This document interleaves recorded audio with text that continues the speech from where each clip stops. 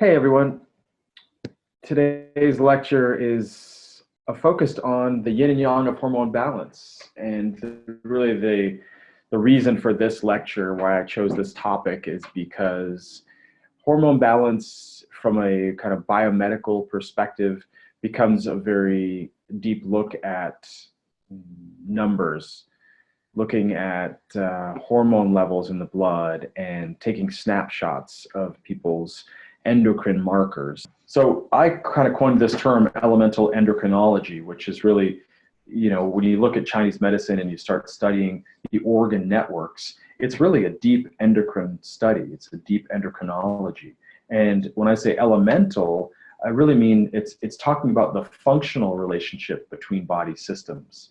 And in the modern medical training programs, you would go in and dissect the body over 4 months and analyze every part of it and look, okay, here's the spleen, here's the heart, here's the liver, here are the lungs. And in Chinese medicine, you would understand the functional aspect of what the lung does.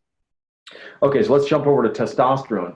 And this is just a nice little quote: higher quality of life with higher testosterone, higher free testosterone, higher DHES, and lower hemoglobin A1C. It's from the American Journal of Men's Health. But everybody does better with a very optimal level of testosterone.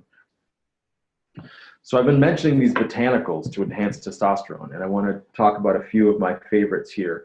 These are all plants that have demonstrated an ability to raise testosterone levels without pushing them above the normal range. That's what's really amazing too. Again, optimization. That's really what we're after here, okay? Things that are going to calm the central nervous system are really important, because when the nervous system gets out of balance, when we're driving that stress response, we oftentimes get our hormone misdirection gets upregulated and amplified. I just put up here a list of some of my favorites: passion flower, skullcap, that's the American Scutellaria, the wild oats, ziziphus, lavender, lemon balm, and kava. And I mentioned shatavari. I love this plant. It's like so, you can just see it. It's just so rich and moistening and nutrifying. And you think about, people are always saying, oh, I'm dry, I need to drink water. It's like I need to hydrate myself. And a lot of times I think that drinking too much water is depleting, if anything.